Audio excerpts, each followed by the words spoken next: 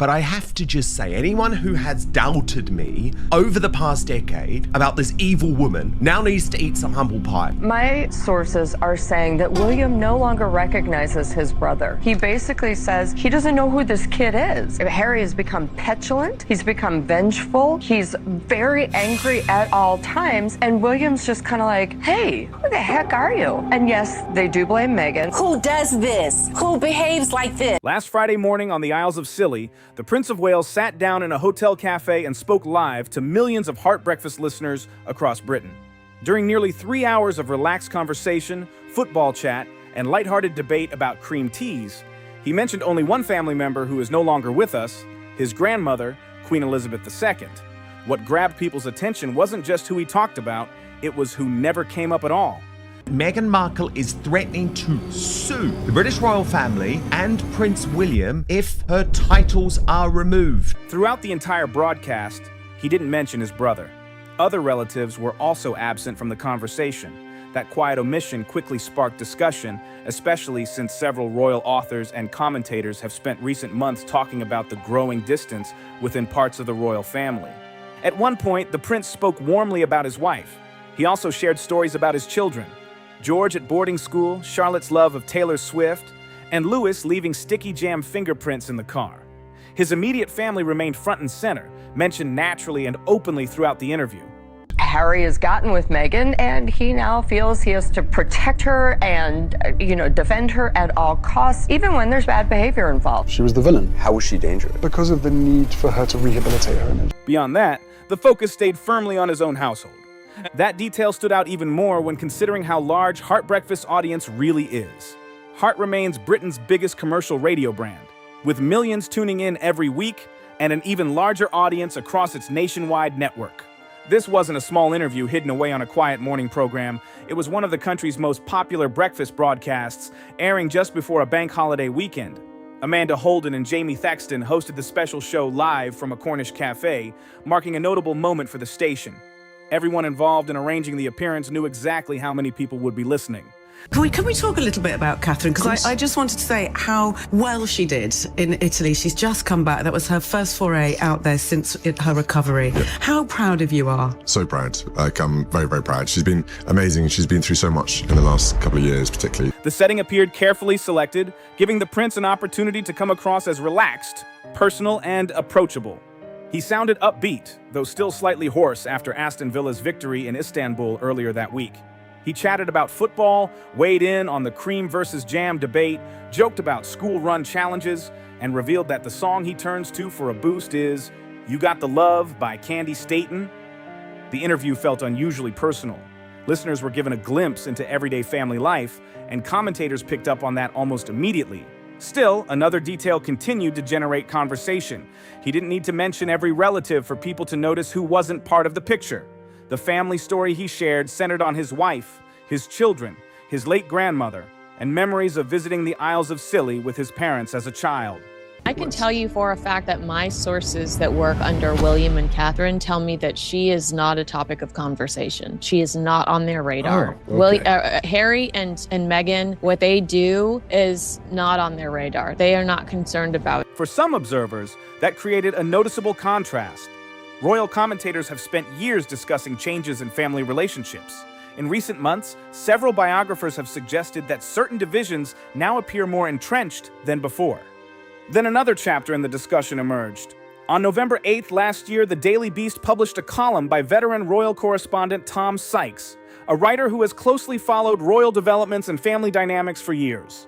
The headline grabbed attention instantly, and it's worth repeating exactly as it appeared. Prince William plots bonfire of royal titles when he becomes king. Just take a second to think about those words. Bonfire of royal titles. Because I know it can be a little bit tricky with names and that kind of thing. So just simply Amanda is absolutely fine. Yeah. Yes, I'll lose my title this morning. I was hoping for Dame, but it's not come yet, William. I'll talk to you about that His later. Royal Highness. His Royal Highness.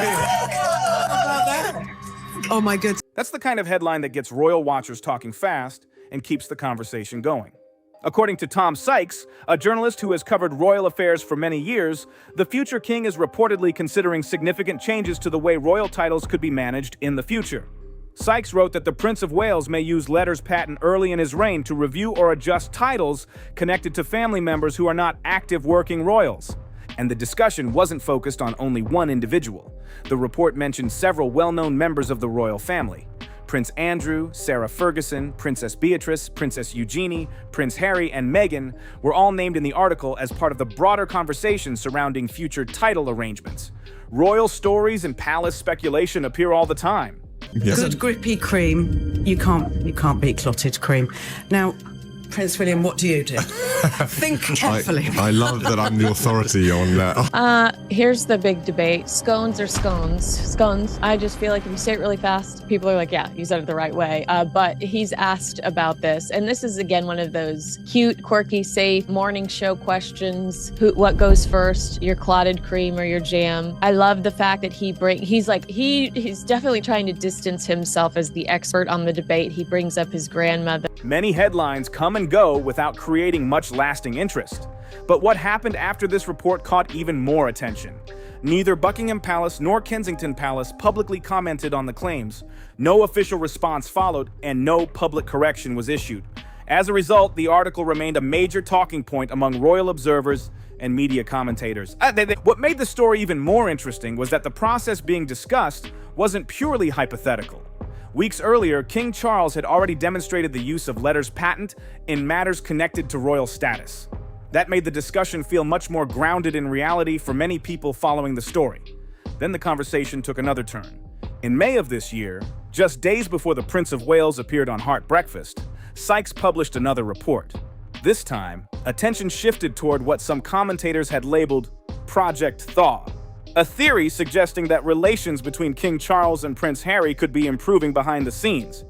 For months, many royal observers treated reports of reconciliation carefully. However, Sykes wrote that public signals from both sides appeared more coordinated than before. According to his reporting, the messaging seemed increasingly consistent, leading some commentators to wonder whether progress was being made. Yet one detail continued to stand out. While reports focused on communication between different royal circles, Is this normally the time when you're doing the school run? Yeah, I'm hoping that the children are on their way to school. They are listening this morning. I find music for me is so personal to how you're feeling and what you describe. Yeah. So it's almost like saying to me, like, who's your favorite person in the world? I can't answer that. No, but you can't. I love dance songs. there was very little public information about William's position. For many royal commentators, that lack of clarity became a major talking point all by itself. Then another major development arrived. On March 26th, Tom Bower's new book, Betrayal, was released by Bonnier Books UK. As the follow-up to his best-selling 2022 book, Revenge, it quickly became one of the most talked-about releases in royal publishing circles. For readers unfamiliar with Bower, he has spent decades examining influential public figures, business leaders, and major institutions. His work is known for extensive research, numerous interviews, and detailed sourcing. He's very like the late Queen, his beloved grandmother in that way. It's been instilled in him by her. All those afternoon teas that they were taking at Windsor Castle when he was a boy at Eton, the Queen was teaching him what's going to happen. She was showing him, this is what you do when you take over the throne. And William has learned from the best that there was, and that was the late Queen Elizabeth II. And it is always that duty and country comes before anything, before even family. Whether people agree with his conclusions or not, his books often generate significant discussion. One chapter focused heavily on the future relationship between William and Harry. It presented a picture of a division that some commentators believe could prove very difficult to overcome. Bower wrote, "William was taking no prisoners. Once he was crowned as king, his brother might well show no mercy to him and Meghan." That quote quickly became one of the most widely discussed passages from the entire book and sparked even more debate among royal watchers. The author then explored the possibility that future decisions involving royal titles could reach even further. It's important to remember that these ideas were presented as opinions, claims, and assessments from commentators and sources, not as confirmed palace decisions. Even so, the discussion quickly gained momentum and sparked intense debate among royal followers and media outlets alike. Whether any of those predictions ever come true remains impossible to know. At the moment, Charles has made Harry a counsellor of state. Terrible. Is this a problem? So what William's going to have to do, and this is what I think William will do when he takes the throne, now this will obviously hinge on Harry still being married to that woman, Meghan Markle. So this all depends on that. If Harry is still married to Meghan, William will strip the titles. What is clear, however, is that few royal stories in recent months have generated this level of attention, speculation, and public discussion. The claims outlined in Bauer's book, along with the reports that followed, have kept people talking for quite some time. Bauer's book doesn't focus only on the breakdown and relations between the brothers. According to the author, it also highlights what he describes as a pivotal moment that may have shaped future decisions regarding their relationship. Drawing on information from his sources, Bauer claims that William reached a significant conclusion about the future of that relationship following events connected to the period surrounding Queen Elizabeth II's funeral. Take a moment to consider the timing. According to the account presented in the book, the situation dates back several years and unfolded during one of the most emotional chapters in recent royal history. That detail alone has attracted considerable attention from royal observers. Bauer also examines what some individuals close to royal circles believe contributed to the growing divide. In the book, he references claims attributed to a source connected to Queen Camilla's circle, including the assertion that Meghan had, in their words, brainwashed Harry. When Charles was really resisting any action against Andrew, and William was really saying, we have to let the police in, we have to let the police do their worst, we have to let, we have to remove all the protection from him, we have to kick him out of the tent so that he's not part of us, and if that means that he ends up in a court cell or a jail, we'll have to see how the cards fall. People close to Charles were telling me at the time, it's all very well to say that when you're not the king, but when you're the king, things look a little different. That phrase comes directly from the source account cited in the book. Bauer presents it as a claim made by others rather than a verified fact. Still, the quote became one of the most heavily discussed sections of the book and generated widespread reaction among royal commentators. But the discussion doesn't end with personal relationships. The book also looks at the financial and public profile side of royal life, and that part of the story has drawn significant interest as well. According to Bauer's reporting, some sources suggested that maintaining a highly visible public profile can require substantial financial resources. The book discusses business ventures, media projects, and questions surrounding long-term public relevance and earning opportunities. Some commentators argue that royal titles represent more than tradition alone. They can influence public recognition, personal branding, and global visibility. That's one reason conversations about titles often generate major headlines and immediate public interest. Then there's the third biographer whose views have attracted attention throughout this debate, Andrew Lownie. Unlike many royal commentators, Lownie has spent years examining lesser-known royal figures and the people who often remain outside the spotlight. A source of hers close to the palace, directly addressing the persistent talk of a Project Thaw between Harry and the royal family, was that no one ever wants to see Meghan again. And who can blame them? Paula reports from her source, I spoke to one of my very good sources and no, there is no Project Thaw. The reason why is that yes, the king would like to see his son and his grandson. No one ever wants to see Meghan again, but they understand Harry is fully untrustworthy. In November last year, he released Entitled, a book focused primarily on Prince Andrew, while also exploring broader questions about the monarchy's future. During an interview promoting the book, Lownie was asked directly about what he believed William's future approach as king might be. His answer quickly became a talking point. According to the published interview, Lownie replied, "William will do it alone and probably get rid of Harry as well." That comment immediately sparked another round of speculation about what a future reign could look like and whether significant changes to royal roles could eventually take place. Lownie later expanded on those views during another interview. While discussing the monarchy's public image, he suggested that concerns about relevance and public perception could influence future decisions. His argument was that some people within royal circles may worry about how ongoing family disagreements affect the institution's reputation over time. And Lownie is far from the only royal observer making those kinds of points. He will strip the titles. But if Harry's divorced from Meghan by that point, which he could be, who knows? It's a long time yet in the future.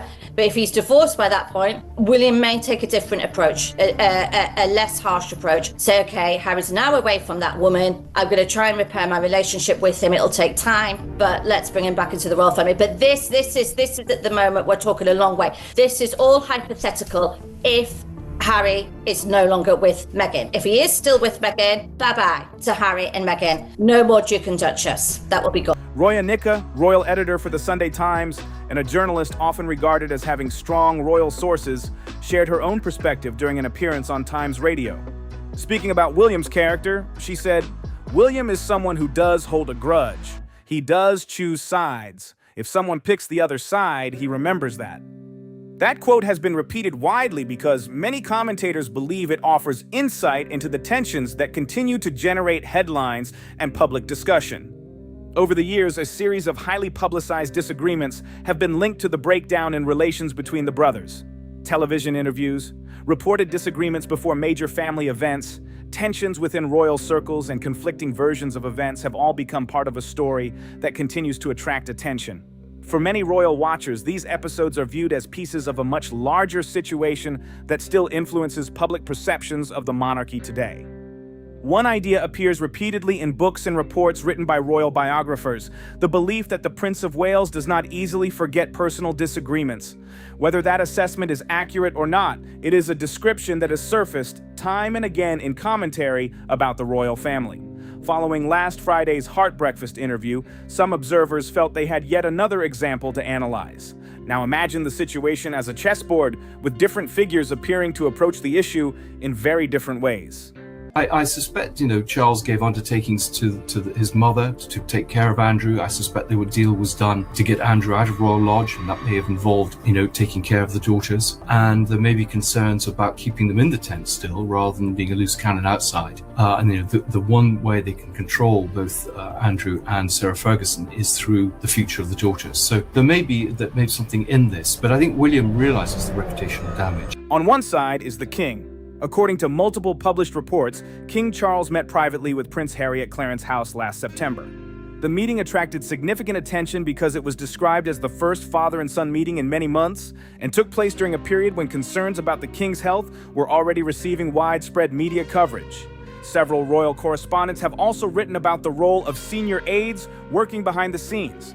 One name that appears frequently in reporting is Theo Rycroft, a senior palace official who has been linked by commentators to efforts aimed at improving communication within the family.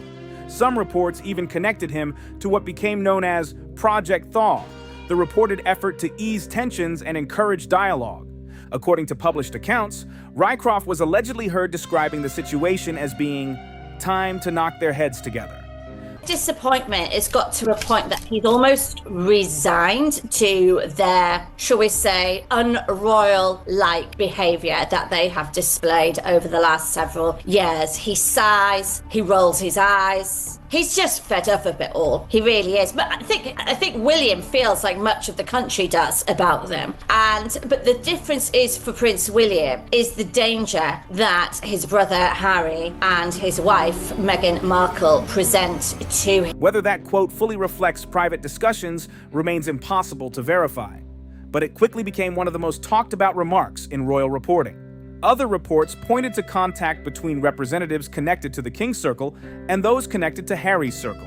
For many royal observers, these developments were viewed as signs that some individuals were attempting to reduce tensions and encourage more constructive communication. Then another detail began attracting attention and adding even more intrigue to the story. On the same day the king carried out a public engagement focused on supporting victims of an anti-Semitic attack, Prince Harry had an essay about anti-Semitism published in the New Statesman. The timing quickly caught the attention of commentators and royal observers. According to reports, journalists questioned whether the timing had been coordinated. Publicly, Harry's representatives denied any direct connection, while explaining that the article had already been scheduled for publication several days earlier. That response addressed some questions, but discussion around the timing continued in media circles. For many commentators, the broader picture appeared noteworthy. The king was often portrayed as someone interested in easing tensions. Reports suggested palace aides were involved in discussions, and public messaging from different sides occasionally seemed to point in similar directions. No. So William blames Meghan. Oh, absolutely.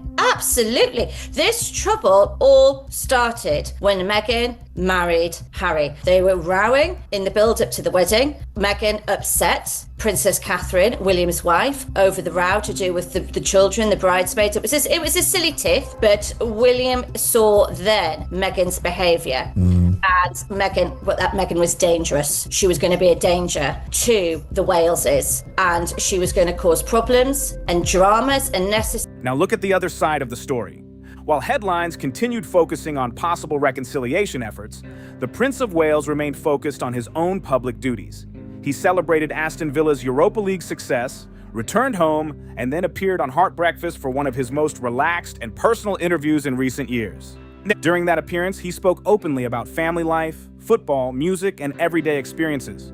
But as many commentators quickly noticed, he did not publicly mention relatives connected to his brother's household. For some observers, that became the real headline. The reason is straightforward. Royal watchers have long argued that silence can sometimes attract as much attention as a direct statement. Whether that interpretation is fair or not, it remains a recurring theme in discussions about the royal family. Different biographers have offered different explanations for the continued distance. Bauer has suggested that certain disagreements remain unresolved. Sykes has focused on possible future changes involving royal roles and titles. The difference is for Prince William is the danger that his brother Harry and his wife Meghan Markle present to him for when he does take the throne, because his father King Charles is insistent that Harry remains a Councillor of State. Now, some viewers might say, what's a Councillor of State? What does that mean? It means that if something happens to William when he's king, Harry would have the powers to act on behalf of him. That's not something Prince William's going to want to have happen, is he now, really? And that's not something the country's going to want to have happen as well. So I think while his father's still alive, his dad's not a well man, as we know. King Charles has got cancer, we all know that. And so I think William's just taking the soft, gentle approach right now. And okay, Dad, that's your choice. I get it. Harry's your son still. You are going to have that feeling that you want him back in the royal family. Lownie has argued that future decisions could be made independently. These are the views of commentators and authors, not confirmed palace positions, but they have undeniably shaped much of the public conversation. And before anyone dismisses the importance of a radio interview, many longtime royal observers would argue that royal communication is often interpreted through small details. Sometimes the biggest signal isn't what gets said, it's what doesn't. A familiar detail quietly disappears. An invitation is never issued. A public appearance comes and goes without a particular name being mentioned. In royal circles, those moments can generate just as much discussion as an official statement. And that's exactly why so many people continued talking about that Heart Breakfast interview long after the broadcast ended. For many royal watchers, the biggest clues don't always come from official announcements. Sometimes they come from what's left unsaid. That's exactly why the Heart Breakfast interview attracted so much attention. In a royal environment often associated with careful messaging and measured public appearances, people don't just focus on what's said, they also pay attention to what's left unsaid. Every detail, every mention, and every omission tends to become part of the conversation. Over nearly 3 hours on air, William appeared relaxed, approachable, and unusually open. He spoke about family life, football, childhood memories, and the people closest to him. Look at the amount of disrespect this would be to William, because that is his mother as well. You know, Meghan does not care about her connection to this family. If you are in close proximity, she is going to steal it to help herself, but not consider, how disrespectful it is to take from someone that is like in your family, so to speak, that you don't even care about doing the right thing to get permission or to see if it would be okay. You just want to run with it. And that's what I find so distasteful about this woman. She just does things that are so not the way things are done. He mentioned his late grandmother, Queen Elizabeth II, with clear affection. He also spoke warmly about his wife and children. For many listeners, it offered a rare glimpse into the personal side of a future king. But commentators quickly pointed out that some family members were not mentioned during the broadcast. That observation gained traction because several royal biographers and commentators have spent months discussing reports of ongoing family tensions. Their books, interviews, and articles have presented different views about current relationships and possible future developments. Whether any of those predictions prove correct remains uncertain, but the debate has continued to grow. For some observers, the interview felt like more than a casual radio appearance. They viewed it as a snapshot of the family life William chose to focus on during that moment. Others argue that people may be reading far too much into a lighthearted breakfast show designed primarily for entertainment. That's the discussion sitting at the center of the story. One thing is difficult to dispute. People were paying very close attention. Consider the details William chose to share. He praised Catherine with heartfelt words, calling her an amazing mum, an amazing wife, and literally our family couldn't cope without her. So I'm really glad it went really well, and she wanted to go and do lots of research. She spends God knows how much time now looking through all the paperwork. She's a proper pro on early years, and so most evenings I'm fighting to get past in the bedroom all the paperwork that she's got lined up ready to read. So I'm so pleased it went well for her, and yeah, I think she came back buzzing. So it's a lovely insight, isn't it, to their life and how Catherine really does her work even in the bedroom. But they discuss the serious aspect of it, how tough the cancer diagnosis was, where William emotionally admitted the family just couldn't cope without it. It was one of the most personal public compliments he has given in quite some time. He talked about Charlotte's love of Taylor Swift. He discussed George and school life. He laughed about Lewis leaving jam fingerprints in the car. The stories felt relatable, natural, and surprisingly ordinary for someone who may one day become king. Even the smallest details generated headlines. His thoughts on cream and jam with scones, his favorite motivational song, his football celebrations. Those moments gave the interview its charm and helped listeners feel connected to the conversation. Yet alongside those personal stories was a silence that many royal commentators continued discussing. For people who closely follow royal news, that silence stood out because it involved individuals who have remained part of public discussion for years. Some observers believed the omission carried meaning. Others believed it meant absolutely nothing. Regardless of interpretation, it was something many listeners noticed. The history behind those discussions stretches back many years. William and Harry once stood together during some of the most difficult moments of their lives. Images of the brothers walking behind their mother's coffin remain among the most memorable and emotional moments in modern royal history. Since then, media reports have documented disagreements, competing accounts, interviews, and a relationship that many commentators describe as strained. The exact reality is known only to the people directly involved. Would it be overstating it to say that William does not like his brother? He doesn't like his brother's behaviour, right, in the way that his brother's acted. Yeah. He doesn't like the way he's been. He's disgusted by him. He's appalled. Wow. He's let down by him. He's angry. He's still a very, very, very angry man. Tries to roll his eyes. But a lot of this comes down, Mark, to Meghan Markle. She is the fly in the ointment. And William believes that if Meghan wasn't on the scene, this would never have happened. Everything else remains observation, interpretation, and public discussion. That's one reason the Heart Breakfast interview generated such a strong reaction. The only absent family member William mentioned by name was his late grandmother. Beyond that, the wider subjects that often dominate royal headlines never became part of the conversation. Some commentators viewed that as supporting arguments made by royal biographers over the past year.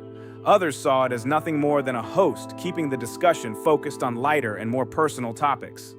The debate continues because people interpret these moments differently. Some see a deliberate choice to keep private matters out of the spotlight. Others believe certain omissions naturally attract attention when they occur on such a large public platform. Whatever the explanation may be, the interview succeeded in doing one thing remarkably well. It got people talking long after the microphones were switched off.